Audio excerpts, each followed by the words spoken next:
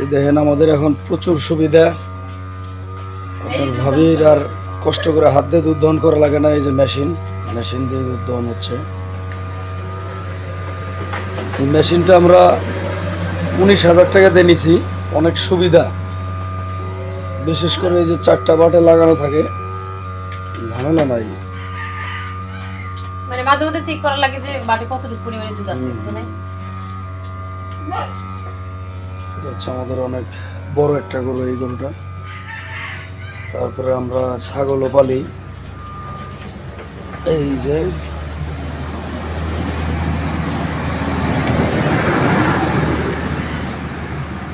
এটা আমাদের 3 number set. দর্শক, আমাদের 3 নাম্বার সেট হচ্ছে এটা। আমাদের বাড়িতেও একটা আছে, আমাদের পুরান বাড়িতেও একটা আছে।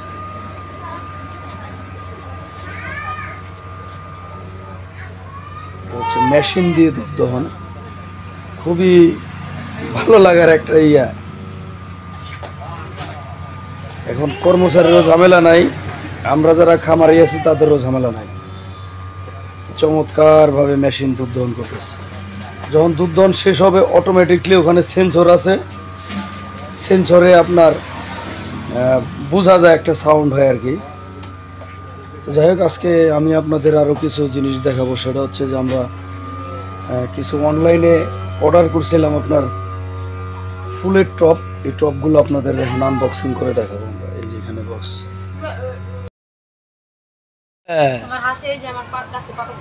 হ্যাঁ, কত যাই হোক, একটু আপনাদের দেখাই কি কি গাছ গাড়লাম। এই যে আপনারা দেখতেছেন আমাদের কি সর্বনাশ করলো এই গাছটা। এটা কি মাথা মাথা সব শেষ না? মাথাটা কি ঠিক আছে? একটু পানি দিয়ে মাথাটা ধুয়ে দিতে হবে কি? সর্বনাশ, কি একটা বাজে কাম করলো গো। মোহন কই আছে? মোহন ও তো ফার্মে কাজ করতেছে না?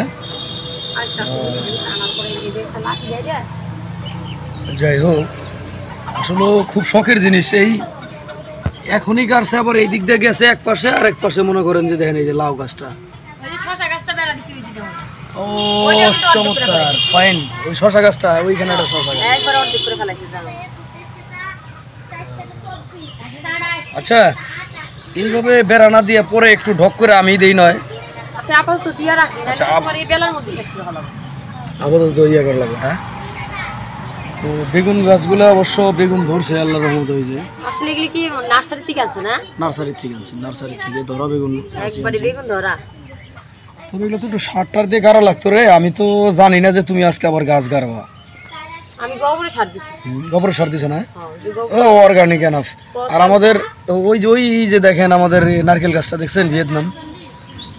মাশাআল্লাহ, আল্লাহর রহমতে ফল ধরবে, আল্লাহর রহমতে। ওখানে নারকেল গাছে ফল ধরবে 2-4 বছরের মধ্যে একবারে। হ্যাঁ হ্যাঁ, 2 বছরের মধ্যে ফল আসবে।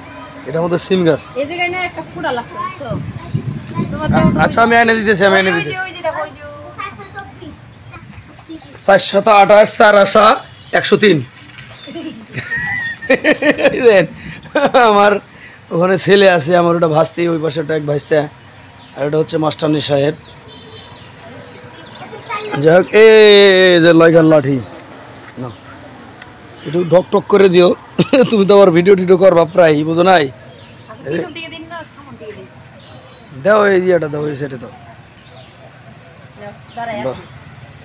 ফাইন আছে না? এ পর্যন্ত থাকা আপাতত কি আবার? আমার তো মনে হয় মুরগি আবার এটা খাবে রে। এটাই তো কথা রে ভাই। এখন আর আপাতত খাইতে পারবো না, বুঝছো? এই জায়গায় আর ঢুকতে পারবো না। মানে আমি একটা বেড়া দিয়ে দিচ্ছি, বুঝছো? হ্যাঁ, বেড়াটার কোয়ালিটিটা ভালো হয়েছে, গোল করে দিছে তো। ওই জায়গায় ঢোকার সম্ভাবনা নাই আর। হাঁস না,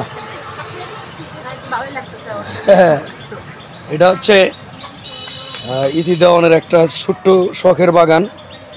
বাগানের মাঝখানে আবার একটা কমলার গাছ গাড়া আছে। হ্যাঁ,